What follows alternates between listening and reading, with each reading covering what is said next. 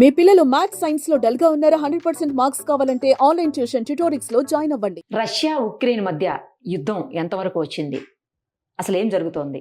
ఎందుకంటే ఉక్రెయిన్ లేటెస్ట్గా ఒక స్టేట్మెంట్ ఇచ్చింది అఫీషియల్గా. అది కూడా 10 లక్షల మంది సైనికుల్ని ఇప్పటి వరకు మేము చంపేశామని. అంటే గత కొన్నేళ్లుగా జరుగుతుంది కాబట్టి ఇన్నేళ్లలో ఇంతమందిని చంపేశాము, పర్టికులర్గా నిన్న మొన్నట్లోనే 1400 మందిని చంపేశాము వాళ్ళ సైనికుల్ని అని చెప్పేసి. దీంతో పాటు అసలు వాళ్ళ బలం ఎంత, వాళ్ళ బలగం ఎంత, ఎక్కడెక్కడ అటాక్స్ చేసే అవకాశం ఉంది, రష్యా ఇప్పుడు ఉక్రెయిన్కి సంబంధించినటువంటి ఏ భూభాగాల మీద సివియర్గా అటాక్ చేస్తోంది, వీటన్నిటిని వివరించేందుకు ప్రస్తుతం మనతో పాటు ఉన్నారు Suman TV chief editor Keshav గారు. ఒక్కసారి ఆయనతో మాట్లాడదాం. నమస్తే అండి. నమస్తే. ఇప్పుడు అసలు ఏం జరుగుతోంది, ప్రజెంట్ సిచ్యుయేషన్ ఏంటి? ఒకవైపు నుంచి రష్యా తను చెప్తుంది, మరోవైపు నుంచి ఉక్రెయిన్ ఖండిస్తూ తను ఇంకొకటి చెప్తుంది. అన్ని కూడా అఫీషియల్ స్టేట్మెంట్స్ ఇస్తున్నారు. ఒకటి ఏంటంటే లాస్ట్ 30-40 ఇయర్స్ లెక్క తీస్తే ఎంత పెద్ద అగ్రరాజ్యం అయినా కానీ గెలిచిన యుద్ధం లేదు, చేసిన యుద్ధాలు ఉన్నాయి కానీ గెలుపు వరించిన యుద్ధాలు లేవు. ఏ దేశానికి అమెరికాతో సహా. అమెరికాని వియత్నాం లో తరిమి కొట్టారు, ఆఫ్ఘనిస్తాన్ లో తరిమి కొట్టారు, ఇరాక్ లో తరిమి కొట్టారు. సో అలా చాలా చోట్ల అమెరికా కూడా భంగపడింది. అలానే మిగతా దేశాలు, భారతదేశం కూడా పాకిస్తాన్ యుద్ధం చేసి లొంగ తీసుకుంది, తర్వాత మళ్ళీ ఒక అగ్రిమెంట్ ద్వారా నార్మల్ సిచ్యుయేషన్కి వచ్చింది. సో ఇప్పుడు ఉక్రెయిన్ లో కూడా అలాంటి వాతావరణం ఉంటుంది. ఎంత చిన్న దేశం అయినా కానీ రష్యా తన కంట్రోల్లో పెట్టుకోవాలని ఎంత ప్రయత్నిస్తున్నా కానీ ఉక్రెయిన్ రిటాలియేషన్ కూడా అదే స్థాయిలో ఉంది. ఉక్రెయిన్ మిలిటరీ అనౌన్స్ చేసినటువంటి లెక్కల ప్రకారం చూస్తే 10 లక్షల మంది రష్యన్ సైనికుల్ని చంపేశారు. షాకింగ్ గా అనిపిస్తుంది. రష్యా బలగాలు ఎంత, ఉక్రెయిన్ బలగాలు ఎంత, 10 లక్షల మందిని చంపేటువంటి అవకాశం ఉందా అనే సందేహం. అంత మందిని చంపితే నిజంగా న్యూస్ ఎందుకు బయటికి రాలేదు? ఎక్కడ ఏదో ఒక రిపోర్ట్ చేయాలి కదా. ఉక్రెయిన్ మిలిటరీ డిఫెన్స్ స్టాఫ్ చేసినటువంటి అఫీషియల్ అనౌన్స్మెంట్ డేటా ఒకసారి మనం చూద్దాం. ఇది అఫీషియల్ డిఫెన్స్ ఆఫ్ ఉక్రెయిన్ అన్నమాట. వాళ్ళు రిలీజ్ చేసినటువంటి డేటా ప్రతి 21 మినిట్స్ బ్యాక్ అప్డేట్ చేశారు. ఏం జరుగుతుంది అనేది ప్రతి నిమిషం అప్డేట్ చేస్తున్నారు. సో ఒక డేటా ఏంటంటే వాళ్ళు ఇచ్చింది 9,91,820 మంది లాస్ట్ 24 hours లో 1,020 మందిని చంపేసినట్టుగా. Losses of the Russian occupiers in Ukraine. So ఇది June 4th ఇచ్చినటువంటి స్టేట్మెంట్. అంటే ఈ రోజు లేటెస్ట్ స్టేట్మెంట్. ఈ రోజే కదా June 4th. ఎంతమంది క్యాజువాలిటీస్, మరణాలు ఎంతమంది ఉన్నాయి అనేది ఒకటి ఇస్తూ, ఆయుధ సంపత్తి ఎంత విధ్వంసం, ఎయిర్ క్రాఫ్ట్ 413, హెలికాప్టర్లు 336, అసలు ఇది cruise missiles 3,000, worship boats, submarines. ఇది ఒక కాంప్రహెన్సివ్ డేటా. ఉక్రెయిన్ ఇస్తున్నటువంటి ఒక కాంప్రహెన్సివ్ డేటా. మొత్తం డ్రోన్స్ 38,924 డ్రోన్స్ కూల్ చేశారు. ఈ 24 గంటల్లో లాస్ట్ 24 hours లో 176 డ్రోన్స్ ని కొలాప్స్ చేశారు. మీకు ఇది కూడా చూడండి, ట్యాంక్స్ కూడా యుద్ధ అది 10,844. తర్వాత ఆర్ముడ్ ఫైటింగ్ వెహికల్స్ ని 22,000 అంట. 22,000 వెహికల్స్ ని కూల్ చేశారు. So artillery systems 28,000. అంటే మనం బోఫోర్స్ గన్స్ యూజ్ చేస్తాం. వెహికల్ ఫ్యూయల్ ట్యాంక్స్ వచ్చేసి 50,000. ఇంత జరిగితే multiple launch rocket systems 1,400. Air defence systems కూడా 1,176. ఇంత జరుగుతుంటే అసలు బయటికి ఎక్కడ, అంటే ఏ పేపర్ కానీ లేకపోతే ఇంటర్నేషనల్ పేపర్స్ ఉంటాయి, ఇంటర్నేషనల్ ఛానల్స్ ఉంటాయి, ఏది రిపోర్ట్ చేయకపోవటం ఏంటి? ఇది నిజమా? ఇంత నిజంగా రష్యాని ఇంత దారుణంగా నాశనం చేసే అంత కెపాసిటీ ఉక్రెయిన్కి ఉందా అనేది కూడా ఇప్పుడు పాయింట్. ఎవరు బలగాలు ఎంత అసలు? అంటే బలగాలను కంపేర్ చేయాలంటే ఉక్రెయిన్ తో కంపేర్ చేసి చూసినప్పుడు రష్యా చాలా పెద్ద దేశం. రష్యాకు ఉండేటువంటి సాయుధ సంపత్తి మొత్తాన్ని ఉక్రెయిన్ మీద ఉపయోగిస్తుందా అంటే సందేహాస్పదం. ప్లస్ ఇప్పుడు 10 లక్షల మందిని అసలు అంత అవసరం అండి? ఎందుకంటే ఏదో చెప్తారు కదా, పిచ్చుకి బ్రహ్మాస్త్రం అని చెప్పేసి, అంత అవసరమా? పిచ్చుకని పట్టుకోవడం చాలా కష్టం. అంటే బ్రహ్మాస్త్రం కంటే ఇంకా పెద్ద అస్త్రాలు కూడా ఉపయోగించాల్సి ఉంటుంది. ఇది ప్రస్తుతం వార్ జరుగుతున్నటువంటి సినారియో. ఇక్కడ మనం ఒక డేటా చూద్దాము. ఇప్పుడు మీరు అడిగినటువంటి మిలిటరీ డేటా పరంగా చూస్తే ఉక్రెయిన్ ప్లస్ రష్యా వాళ్ళ బ్యాలెన్స్ ఎట్లా ఉందనే చూసి 2021 వరకు ఉన్నటువంటి డేటా. ఆ తర్వాత అప్డేట్ 2022 నుంచి దాదాపు అఫీషియల్ యుద్ధం స్టార్ట్ అయింది ఉక్రెయిన్ వర్సెస్ రష్యా. కానీ 2021 డేటా మాత్రమే ప్రపంచ స్థాయిలో అందరి దగ్గర ఉంది. ఈ 3 ఏళ్లలో రష్యా ఎంత అప్గ్రేడ్ చేసింది, ఏం వాడింది, మళ్ళీ ఏం తయారు చేసింది తెలియదు. అలానే ఉక్రెయిన్ కూడా ఎలాంటి ప్రొక్యూర్మెంట్స్ చేసింది.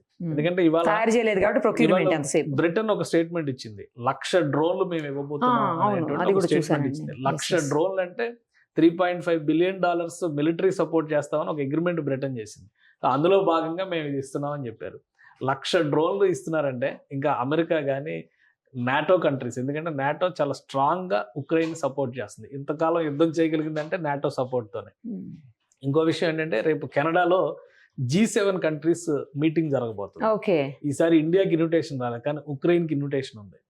లాస్ట్ టైం కూడా G7 మీటింగ్కి ఉక్రెయిన్కి ఇన్విటేషన్. ఉక్రెయిన్, ఆస్ట్రేలియా, అంటే G7 అంటే మోస్ట్ పవర్ఫుల్ కంట్రీస్ అన్నీ కూడా, France, Germany, America, Britain, Japan, ఈ దేశాలన్నీ కూడా ఉండేటువంటి బ్లాక్ అది. అంటే టోటల్ ఎకానమీని వాళ్ళు ఇన్ఫ్లుయెన్స్ చేసేటువంటి బ్లాక్. దానికి స్పెషల్గా ఇన్విటేషన్ వచ్చింది ఉక్రెయిన్కి. సో అంటే ఉక్రెయిన్కి పాశ్చాత్య దేశాల మద్దతు 100% ఉంది అన్నది మనం ఒప్పుకోవాల్సిందే. రష్యాకి బాహాటంగా మద్దతు ఇస్తున్నటువంటి దేశాలు లేవు, కానీ రష్యాకి తన సొంత సాయుధ సంపత్తిని ఉపయోగించే యుద్ధం చేస్తుంది, అది కూడా ఒప్పుకోవాలి. సో ఇద్దరు బ్యాలెన్సెస్ పరంగా చూస్తే కనుక US డాలర్స్లో 2021లో కేవలం $4.3 బిలియన్ మాత్రమే ఉక్రెయిన్ ఖర్చు పెట్టింది డిఫెన్స్ స్పెండింగ్స్కి సంబంధించి, కానీ రష్యా మాత్రం $45.8 బిలియన్ ఖర్చు పెట్టింది. అంటే 10% కూడా లేదు, ఇది 10 టైమ్స్ ఎక్కువ. అదే, సో రష్యా కంటే 10 టైమ్స్ ఎక్కువ ఉన్నది అనమాట. అలానే న్యూక్లియర్ వార్ గురించి చాలా మంది డిస్కస్ చేస్తున్నారు. బట్ ఏంటంటే ఉక్రెయిన్లో ఉన్నటువంటిది న్యూక్లియర్ ఎనర్జీకి సంబంధించినటువంటి వ్యవస్థలు ఉన్నాయి, కానీ న్యూక్లియర్ బాంబ్స్ టెక్నాలజీ లేదు. న్యూక్లియర్ వార్ హెడ్స్ కేవలం రష్యా దగ్గర మాత్రమే. ఇది ప్రపంచంలోనే హైయెస్ట్ నంబర్, 6,255. అమెరికా కంటే కూడా ఎక్కువ ఉన్నది రష్యా దగ్గర న్యూక్లియర్ వార్ హెడ్స్. అలానే మిలిటరీకి సంబంధించి ఇది మనం ఇప్పుడు చూడాల్సినటువంటి కంపారిజన్. యాక్టివ్ మిలిటరీ 9 లక్షల మంది ఉన్నారు, ఉక్రెయిన్కి 196,000 మంది మాత్రమే ఉన్నారు. యాక్టివ్ పారామిలిటరీ అక్కడ 102,000 మంది ఉన్నారు, ఇక్కడ 5,54,000 మంది. అంటే పారామిలిటరీ ప్లస్ ఇది కలిపి చూస్తే అక్కడ 3 లక్షలు యావరేజ్గా కనిపిస్తుంది, ఇక్కడ 13.5 లక్షలు కనిపిస్తుంది. సో ఈ 13.5 లక్షల మందిలో 10 లక్షల మందిని చంపేసే ఉంటుంది ఉక్రెయిన్. సో అందులో మళ్ళీ ఎయిర్ డిఫెన్స్, ఎయిర్ సిస్టంలో ఉన్న వాళ్ళు కానీ, నేవల్ ఫోర్సెస్లో కానీ ఎంతమంది ఉన్నారనేది కూడా మనం మళ్ళీ చూడాలి. సో 10 లక్షల మందిని చంపేటువంటి కెపాసిటీ ఉక్రెయిన్కి ఉందా లేదా అనేది కొంత సందేహాస్పదమైనటువంటి అంశం. మిగతా ఫోర్సెస్తో కంపేర్ చేసి చూసినప్పుడు కూడా నేవీ కానీ, ఆర్మీ కానీ, ఇవన్నీ ఇప్పుడు వాళ్ళు ఇచ్చినటువంటి డేటా ఒక్కొక్క దగ్గర 20,000 ఇక్కడ చూడండి ఆర్మ్డ్ ఫైటింగ్ వెహికల్స్ 15,000 ఉన్నట్టుగా ఇక్కడ చూపిస్తున్నారు. ఏకంగా 20,000 కొట్టేసినట్టు 28,000 వెహికల్స్ ధ్వంసం చేసినట్టు వస్తుంది. సో అందుకని అది ఎంతవరకు నమ్మాలి? వాళ్ళ సెల్ఫ్ అంటే సొంతంగా ఆత్మస్థైర్యం నింపేటువంటి వ్యూహంలో భాగంగా సైనికుల్లోనో లేకపోతే దేశ ప్రజల్లోనో లేదంటే ప్రపంచ దేశాల దృష్టిలోనో చేసేటువంటి ఎత్తుగడగా మనం భావించాల్సి ఉంటుంది. బట్ ఫోర్సెస్ పరంగా చూసినప్పుడు 10 టైమ్స్ రష్యా ఉక్రెయిన్ కంటే కూడా బలమైనటువంటి దేశం. ఎప్పుడైతే అమెరికా దగ్గర నుంచి ప్రతి నాటో కంట్రీ కూడా సపోర్ట్ చేస్తుందో అక్కడి నుంచే సమస్య మొదలవుతుంది. కాబట్టి ఈ యుద్ధం మరింత కాలం కొనసాగాలని ఆశిస్తున్నటువంటి వాళ్ళ సంఖ్య పెరుగుతుంది. సో వాళ్ళకి మిలిటరీ అనేది వ్యాపారం, ఆయుధాలు తయారు చేసి పెట్టుకుంటే సేల్స్ జరగవు, కాబట్టి ఇక్కడ వినియోగం జరుగుతుంది. కాబట్టి రష్యా, బ్రిటన్ కూడా 1,00,000 డ్రోన్లు ఇస్తాననేటువంటి మాట చెప్పింది. మొన్న అటాక్ చేసినటువంటి 7 ఎయిర్ బేస్ల మీద అటాక్ చేసినటువంటి వెపన్స్కి సంబంధించి కూడా అమెరికా సపోర్ట్ ఉందనేది చాలా క్లియర్గా ఉన్నటువంటి ఇన్ఫర్మేషన్. సో అంటే ఈ యుద్ధం జరగాలని కోరుకుంటున్నటువంటి దేశాలు పాశ్చాత్య దేశాలు ఉన్నాయి, వాటి వల్లనే ఇది కంటిన్యూ అవుతున్నటువంటి సంకేతాలు చాలా స్పష్టంగా కనిపిస్తున్నాయి. ఇందాక మీరు అడిగినట్టుగా అసలు జాగ్రఫీ వైజ్గా చూస్తే ఎవరెవరు ఎక్కడెక్కడ అటాక్ జరుగుతుంది, ఏ ప్రాంతాల్లో, జాగ్రఫీ వైజ్గా చూస్తే ఎక్కడెక్కడ అటాక్ జరుగుతుంది అనేది ఒకసారి మనం చూద్దాం. ఇది రష్యా ఆల్మోస్ట్ 3 వైపులా ఉక్రెయిన్ కమ్ముకుని ఉన్నటువంటి ప్రదేశం. ఈ 14 ఏళ్లుగా జరుగుతుంది. కలర్ రెడ్ కలర్ కనిపిస్తున్నదంతా కూడా రెడ్ అంతా కూడా ఆల్రెడీ రష్యా ఆక్యుపై చేసేసి రష్యన్ ఆర్మీ కంట్రోల్లో ఉన్నటువంటి ప్రాంతం. 2014లోనే ఇక్కడ క్రిమియాని ఆక్రమించింది. క్రిమియన్ పెనిన్సులా, ఇది ఒక ద్వీపకల్పంలో ఉంటుంది. ఇటు బ్లాక్ సీ ఉంటుంది, ఇది సీ ఆఫ్ అజవ్, ఈ 3 వైపులా నీరు ఉంటుంది, ఇటువైపు మాత్రమే భూభాగం ఉంటుంది. మొదట ఆక్రమించింది ఇదే ప్రాంతం. ఇక్కడ నుంచే రష్యా వర్సెస్ ఉక్రెయిన్ స్టార్ట్ అయింది. సో అది క్రమక్రమంగా విస్తరించుకుంటూ ఇక్కడ ఈ డోన్బాస్ కానీ, ఈ లుహాన్స్ కానీ, ఇవన్నీ కూడా ఆక్రమించుకుంటూ వచ్చింది. ఈ గీతలుగా ఉన్నటువంటి ప్రాంతం ఏంటంటే కౌంటర్ అటాక్స్, ఇటు నుంచి అటాక్ జరుగుతుంది, మళ్ళీ అటు నుంచి వస్తేనే కొంత దూరం ఆక్రమించుకొని రావడం, మళ్ళీ వాళ్ళని వెనక్కి తరుముకుంటూ వెళ్ళడం, అలా జరుగుతుంది. ఇక ఈ స్పాట్స్ ఉన్న ప్రతి చోట అంటే ఉక్రెయిన్ లో ఉన్నటువంటి ప్రతి మేజర్ సిటీ కూడా రష్యన్ మిసైల్ కంట్రోల్ సిస్టమ్ పరిధిలోకి వచ్చేటువంటివే. అన్ని నగరాల్లో కూడా అటాక్స్ జరిగినాయి, సైనిక కార్యాలయాలు కావచ్చు, ఉక్రెయిన్ ప్రభుత్వ కార్యాలయాలు కావచ్చు. కాబట్టి అటాక్స్ చేసింది ఎక్కువ రష్యా, కానీ నష్టం గురించి ఎక్కువ మాట్లాడుతుంది ఉక్రెయిన్. సో ఎవరు ఎక్కువ డ్యామేజ్ చేశారు అనేది ఇంకా అఫీషియల్ గా తేలడానికి సమయం పడుతుంది. ఎందుకంటే అక్కడికి ఎక్కడ నిజ నిర్ధారణకు వెళ్ళే అవకాశం కానీ ఐక్యరాజ్య సమితి కానీ ఎవరో ఇన్వాల్వ్ అయ్యేటువంటి వాతావరణం లేదు. రష్యా అది పర్సనల్ ఇష్యూ కింద తీసుకుంది. రష్యా పెట్టే కండిషన్స్ ఉక్రెయిన్ ఒప్పుకునే వరకు యుద్ధం కొనసాగుతుంది. కాబట్టి దాన్ని ఆపడానికి అయితే ప్రస్తుతానికి ఎవరికీ అవకాశం లేదు. బ్యాక్ ఎండ్ నుంచి చూస్తే కనుక అమెరికా బాహాటంగానే ఉక్రెయిన్ సమర్థిస్తుంది, ఆయుధాలు ఇస్తుంది. అలానే ఆయుధమే కాదు, ఆర్థిక సాయం కూడా పెద్ద ఎత్తున చేస్తుంది. మానవతా సాయం అని దానికి పేరు పెడుతుంది. కాబట్టి ఇది ఒక కాన్ఫ్లిక్ట్ మరికొంతకాలం కంటిన్యూ అయ్యేటువంటి సంకేతాలు అయితే చాలా స్పష్టంగా కనిపిస్తున్నాయి. రైట్, చూద్దామండి ఏం జరుగుతుంది అనేది. ఎందుకంటే ఇప్పుడు ప్రపంచ దేశాల దృష్టిని కూడా ఆకర్షించే పరిస్థితి ఉంది రెండు దేశాల యుద్ధంతో. ఇప్పుడు ఉక్రెయిన్ ముఖ్యంగా చాలా చిన్న దేశం అని మనం అనుకుంటాము, బట్ ఇంతగా ఇన్నేళ్ల నుంచి ఫైట్ చేస్తుందంటే ఎవరి సపోర్ట్ లేకుండా చెయ్యదు అనేది అయితే ఒకటి సుస్పష్టం. దాంతో పాటు దానికి కూడా స్ట్రాంగ్ గా ఉన్నట్టుంది. ఎట్టి పరిస్థితుల్లోనూ అసలు రష్యాని యాక్సెప్ట్ చేసేటువంటి పాయింట్ మీద నడుస్తుంది యుద్ధం అంతా కూడా. You have to surrender or you have to fight. ఇక్కడ రష్యన్స్ కి సరెండర్ అవ్వాలా వద్దనేటువంటి విషయంలో ఉక్రెయిన్ మెజారిటీ పబ్లిక్ తీసుకున్నటువంటి నిర్ణయం ఏంటంటే ఫైట్ చేద్దాం, ఆత్మస్థైర్యం కోసం పోరాటం అనేటువంటిది ఆల్రెడీ డొనాల్డ్ ట్రంప్ పెట్టిన ప్రెస్ మీట్ లో నేరుగా ఇతను జెలెన్స్కీ అనౌన్స్ చేసి మరి మేము ఒక్కసారి సరెండర్ అయితే మా అస్తిత్వం ఉండదు అని చెప్తున్నారు. సో అస్తిత్వం కోసం, మనుగడ కోసం పోరాటం లాంటిదిగా మనం దీన్ని అంతే ఇది. ప్లస్ జాగ్రఫీ వైజ్ గా చూస్తే కూడా ఉక్రెయిన్ స్ట్రాటజిక్ గా ఉక్రెయిన్ గనక నాటోని యాక్సెప్ట్ చేస్తే నాటో బలగాలన్నీ కూడా రష్యా సరిహద్దుల్లో పహారా గాయడానికి అవకాశం వస్తుంది. ఏం జరుగుతుంది అనే దాని మీద ఫోకస్ చేయడానికి అవకాశం వస్తుంది. మొత్తం మీద ఇప్పుడు ప్రపంచంలో కోల్డ్ వార్ సిచ్యుయేషన్ మళ్ళీ వచ్చేటువంటి సంకేతాలు కనిపిస్తున్నాయి. రష్యాని సమర్థించే దేశాలు రష్యాకి వ్యతిరేకంగా ఉంది. ఇక్కడ ఉక్రెయిన్ ఉండొచ్చు, ఇంకో దేశం ఉండొచ్చు, ఇంకో దేశం. ఆల్రెడీ నాటో గానీ వెస్ట్రన్ బ్లాక్ మొత్తం కూడా ఉక్రెయిన్ కి సపోర్ట్ గా వచ్చేసింది. న్యూట్రల్ గా ఉన్నటువంటి దేశాలు, ఇప్పుడు చైనా లాంటి దేశాలు కానీ, నార్త్ కొరియా లాంటి దేశాలు కానీ 100% రష్యాతో మమేకమై ఉండేటువంటి దేశాలు. కానీ న్యూట్రల్ గా ఉండే దేశాలు, భారతదేశం లాంటి దేశాలు అనివార్యంగా ఈ పరిస్థితులు కనుక మరింత ముదిరితే అనివార్యంగా ఏదో ఒక సైడ్ తీసుకోవాల్సిన పరిస్థితి వస్తుంది. సో అంటే గతంలో ఎలా అయితే సోవియట్ వర్సెస్ అమెరికా నడిచిందో ఇప్పుడు మళ్ళీ అలాంటి సిచ్యుయేషన్స్ క్రియేట్ అయ్యేటువంటి సంకేతాలు కనిపిస్తుంది. ముఖ్యంగా యూరోప్ పైన ఇది తీవ్రమైనటువంటి ప్రభావం చూపించేటువంటి అవకాశం అయితే కనిపిస్తుంది. సో తప్పనిసరి పరిస్థితి వస్తే మీరు అన్నట్టు మనం ఎటు చూసినా గానీ నాన్ అలైన్డ్ మూవ్మెంట్ కి పితామహులు మనం. కాబట్టి రెండు వైపులా కూడా మనం ఆ బ్యాలెన్స్ మెయింటైన్ చేస్తాం. బట్ అవతలి పక్షం చెంపదెబ్బ కొడితే మనం సర్దుకొని వెళ్ళేటువంటి పరిస్థితి. డొనాల్డ్ ట్రంప్ 2 రోజుల క్రితం తీసుకున్నటువంటి ఒక డ్యామేజింగ్ డెసిషన్ భారతదేశానికి సంబంధించినటువంటి ఎగుమతుల పైన మళ్ళీ 25% ఉన్న సుంకాలని 100% హైక్ చేశాడు. అంటే 50% సుంకాలు వేయడం మొదలు పెట్టాడు. సో ఇండియాని వదులుకోవాలా కలుపుకోవాలనేది అమెరికా చేతిలో ఉంటుంది.